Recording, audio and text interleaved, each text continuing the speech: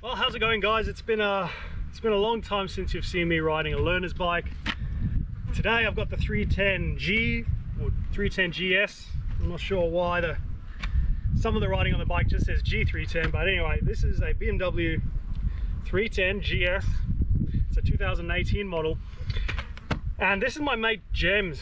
Him and his wife have gone overseas for work for about a year, and I've actually had this sitting in my mum's garage for about, I don't know, 8 months. And well, Victoria's finally given us a great weekend of weather, so I thought I'd take it out today and give it a bit of a spin. Now I'm going to do a bit of a road section. I'm going to do a bit of just a normal gravel road section, and then I'm going to take it on some easy tracks here that I'd usually just blast down on the 500. But anyway, we're going to rewind now. We're going to go back to Warm Ponds, where I've just, I think, done my tire pressures on this bike, and yeah, we'll see what this bike's like.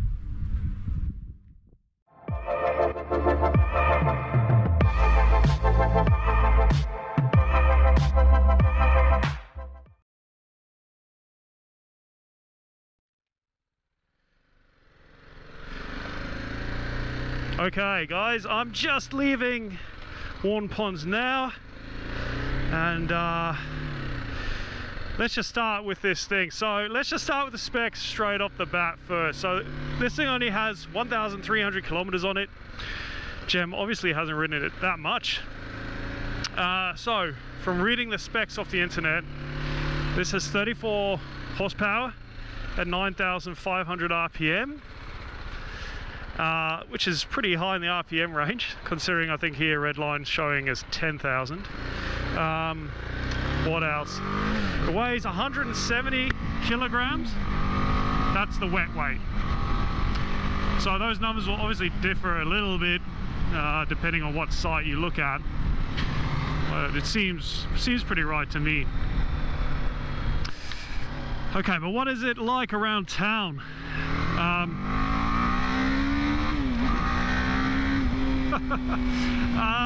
Yeah, it's just awesome around town. I mean, you'd expect that. This is a BMW. Suspension's nice and soft. It's really plush. It's really actually nice suspension on road. Exhaust, well, I mean, there's not much of an exhaust note. It is a learner. You know, any single cylinder learner, they all sound the same, and if you put a loud exhaust on, then they also all sound the same and pretty shit. But this does remind me of the WR a little bit with its well, on the speedo here it says 12,000, but I think 10,000 is probably its max RPM, and it reminds me a lot of the WR250R. It really rings out. Here's second gear.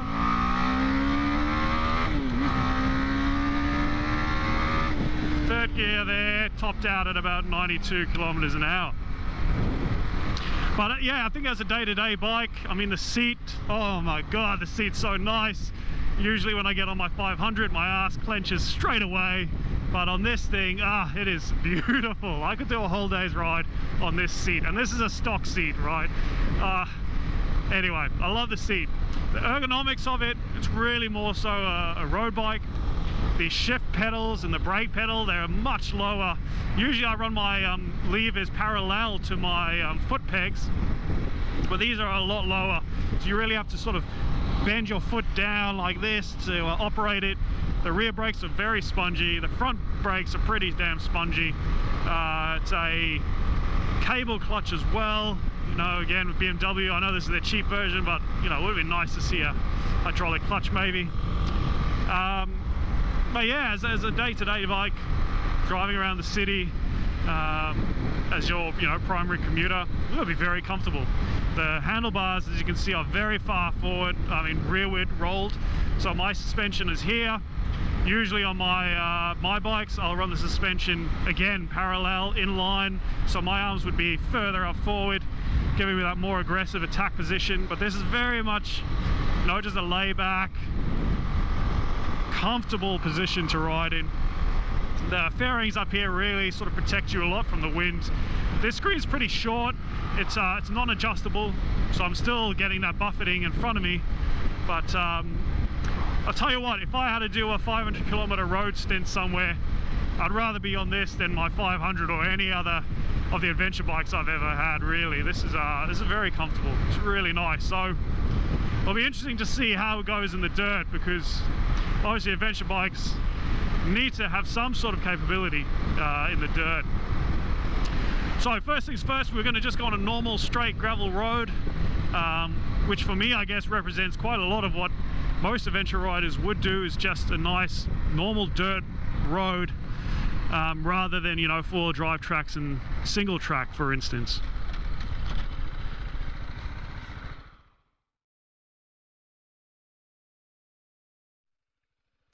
Alright, let me just take a second here before I hit the road just to talk about this dash. I've never, honestly, out of all my adventure bikes, I've never had a dash with an RPM meter.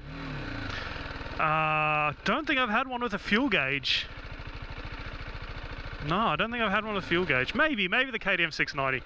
But anyway, pretty cool little dash. Not TFT, I think the 390 is a TFT now, or maybe the new GSs as well, but pretty good. A lot of information, clear. A bit hard to see the ABS that's flashing right now in the neutral light in the sun, but otherwise a pretty good one. Okay, so here we go, dirt road, just my luck. It's been nicely dusted for me.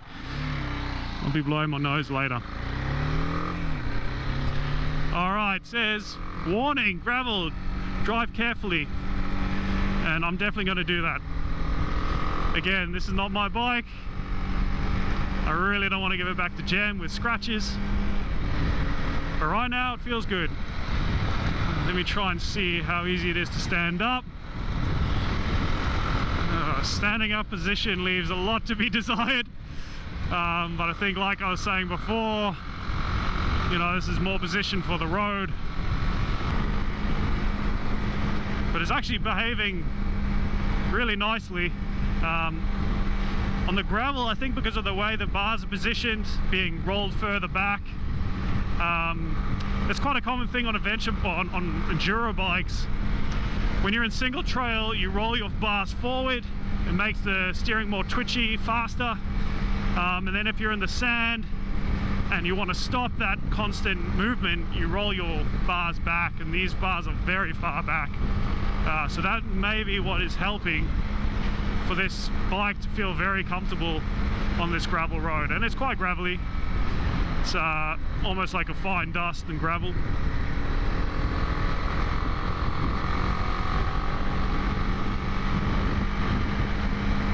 But yeah, on this stuff, yeah, I could sit on this all day on this bike. If adventure riding to you is more so roads like this, going out into the country, checking shit out, going to waterfalls, and not necessarily doing tougher tracks at pace, then yeah, this is pretty sick. This is pretty good. I'm surprised I'm saying this as well. I honestly thought even on the gravel I'd be shitting on it, but it feels very stable on this road. I'm only doing 80k, but you know, I'm trying to think of myself, you know, if I was a learner rider again, you know, what would I be doing? How would I be riding this bike? You know, it's, you ride this bike a lot differently than I would on my 500.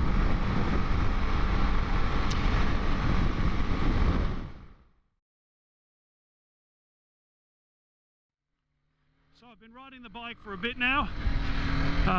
Pretty much just sort of a few ruddy tracks with still a few wet patches, some mud holes and stuff like that. And one of the reviews I read of this bike said that these tires really don't like the wet or mud, and I can confirm that, because straight away the front was just, you know, sliding all over the place. I don't know if this thing has off-road ABS. I don't think it does, so I've just disabled the ABS completely. But unfortunately I can confirm that the suspension is super soft, and that makes it really nice on the road. But out here, every bump you see, you just know the front's gonna dive, and if you do try and get some air off a mound or something, you know the back's about to bottom out as well. And I'm really struggling with the standing position, unfortunately. And second gear a bit. But I'll explain that in a bit. I need to stop, I think, to show why. But for second gear, I guess I don't. I'm used to being able to lug around in second gear. I think on any of the bikes I've had, to be honest. I guess because they're more enduro bikes, they always have that sort of lower gear ratios.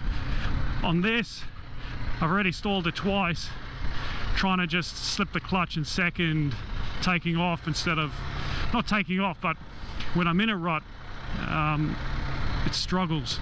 It just cuts out, hasn't got enough torque, and then the engine just kills itself. So I'm sort of telling myself just to go down at first if I'm going slow.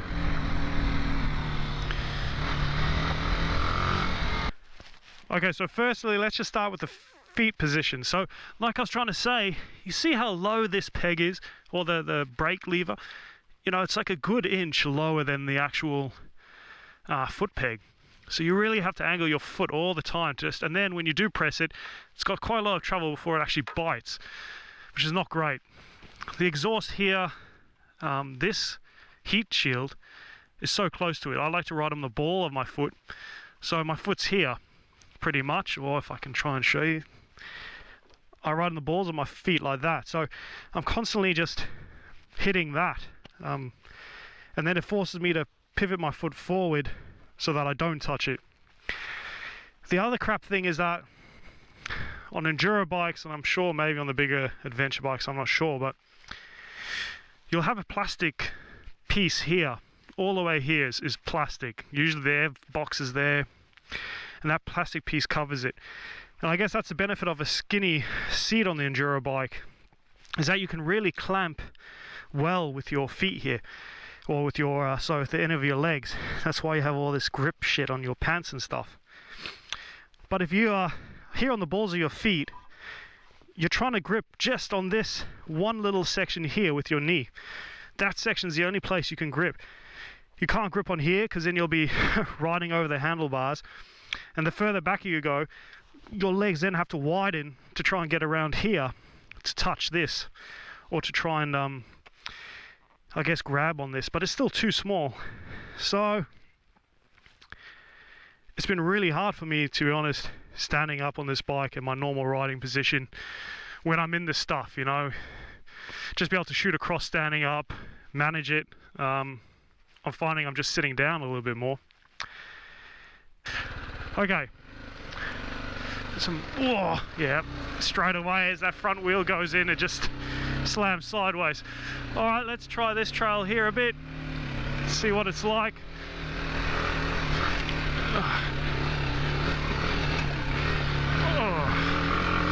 She's all right. I think I just have to get used to the fact that the front really goes all over the place. So this is a little single trail in there. I'm not going to do it on this bike because it's just not going to be fun. But I don't mind doing a little figure of 8 here. It's quite fun actually, even on this.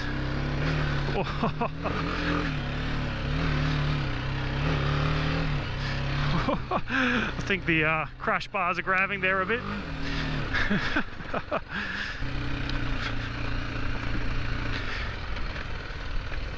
Anyway, sorry bike.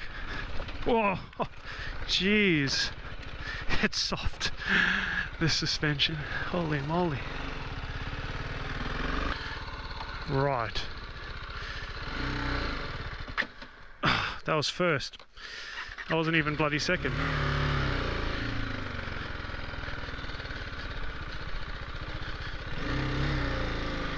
Oh God, sorry jam. Scrape there on the handguard.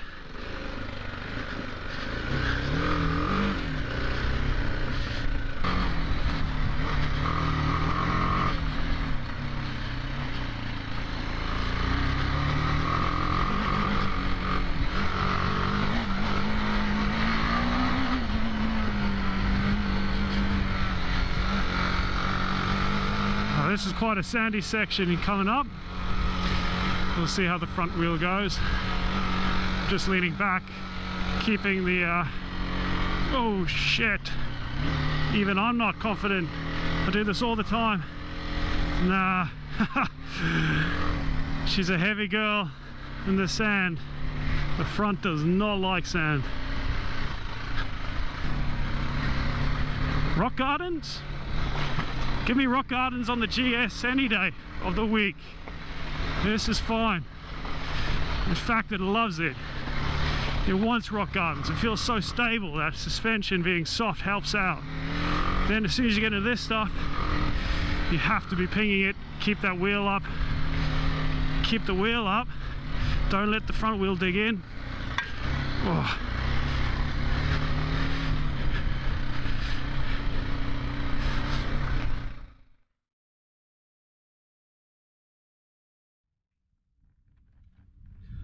Okay, let's get down to it. I'll just give you a bit of a summary of what I think about this bike.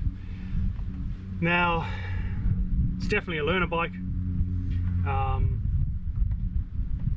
Power, it's pretty linear. You really have to rev it high to get to that higher power range. I'm used to that on the WR250R, but the WR250R being a dual sport bike, I don't know if you can see the size of the sprocket on this thing, but it's bloody tiny on this bike.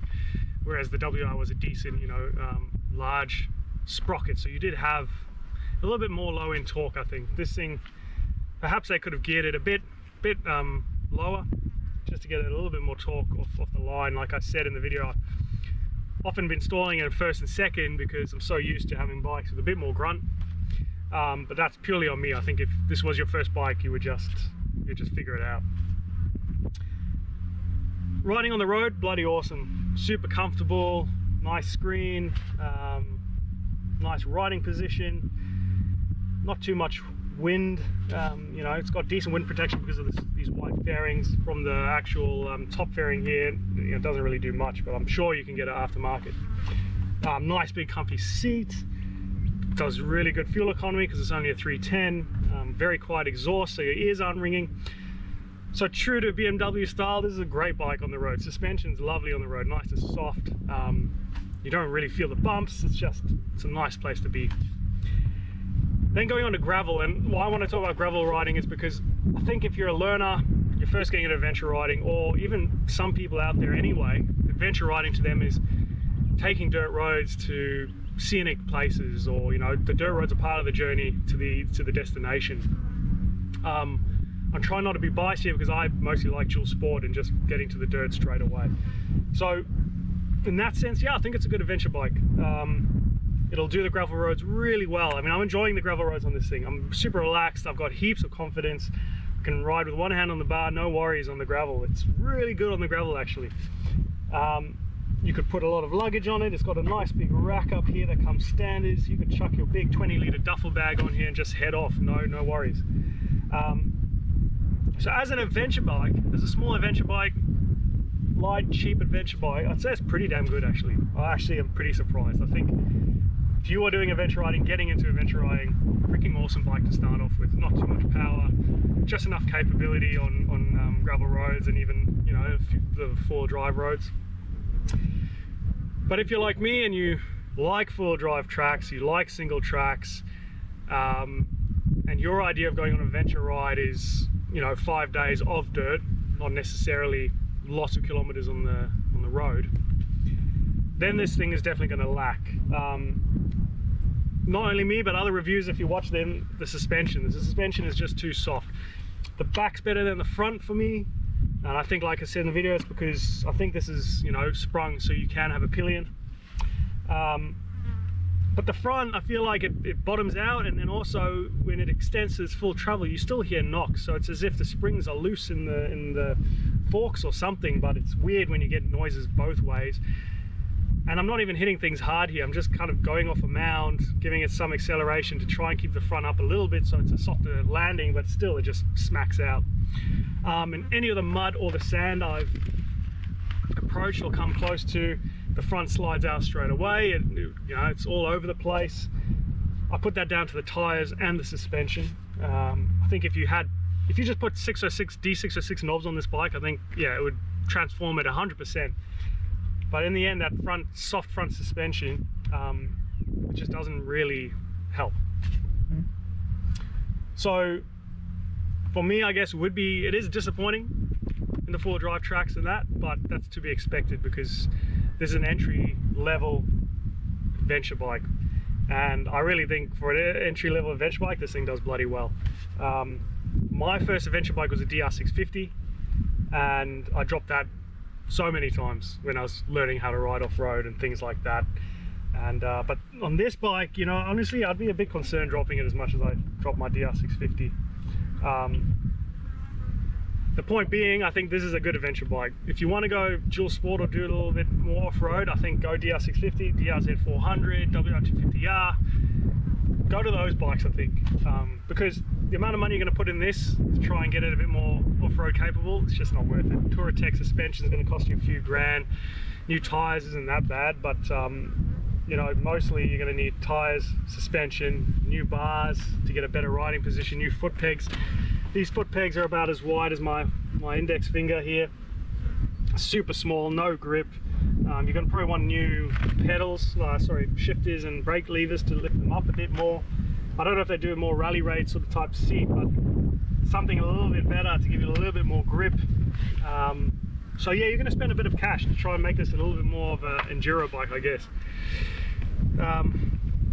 So ultimately, if this is your first bike, your first adventure bike, and you're not too keen to go doing four-wheel drive track straight away, and you just want to get into, you know, adventure riding, then this is an awesome bike. I really like it.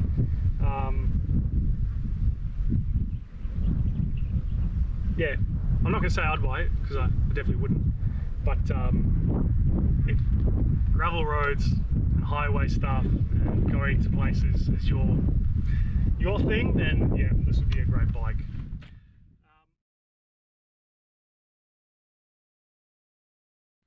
You don't know how much it pains me to say this, guys, and this is why I've left this part all the way at the end of the video, so hopefully not many people hear me say this, but just being out here, blue sky, beautiful weather, not going out to push myself, not going out to find hard tracks, not going out just riding stupidly fast, just sitting on a comfortable bike, riding around the bush on a gravel road. Holy shit, this is quite nice. This is relaxing. Maybe this is what adventure riding is all about, I don't know. But I'm just riding, I'm not worried about anything. I'm not keeping an eye on the track the whole time to see what's coming up, to make sure I'm ready for anything. But just leisurely riding on my little 310 GS. Just with a smile on my face, listening to some music through my center. And I've got nothing to do all day and nowhere to be. This is quite enjoyable. I'm telling you, I could do this on my 500, but my ears would be ringing right now with that acro exhaust. That bike doesn't like being ridden slow. My ass would be hurting. And I'd be telling myself, I'm out here on my Enduro bike, why am I doing gravel roads? This is an entirely new experience for me. And it's quite nice. Am I going to change and do this all the time? No. But as just a different experience, yeah, it's pretty cool. This bike's growing on me. This bike is growing on me. It's just super nice, just easy to ride. If you're not pushing it and you're just wanting to ride around on a, you know, in your state forest or just on a dirt road to nowhere, yeah, this is sick. It's just super relaxing bike to ride. That's all I can say. On gravel in the road, it's just super relaxing, nice seating position, comfy. Yeah.